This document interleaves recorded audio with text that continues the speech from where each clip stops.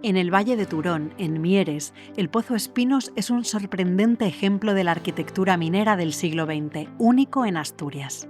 Profundizado en 1927 por la compañía Hulleras de Turón, mantuvo su actividad durante 4 décadas, hasta su cierre en 1967. Su elemento más llamativo es el castillete, de 7 metros de altura. Está coronado por una caseta de madera que protegía la maquinaria de extracción, situada en la parte alta, un diseño poco habitual para la época. Hoy, el antiguo edificio de la lampistería acoge un aula de interpretación que permite conocer la historia industrial del valle y el funcionamiento de estas instalaciones. Desde el Mirador de la Escombrera se disfruta de una panorámica espectacular del paisaje protegido de las cuencas mineras. El Pozo Espinos forma parte de la Vía Verde del Valle de Turón.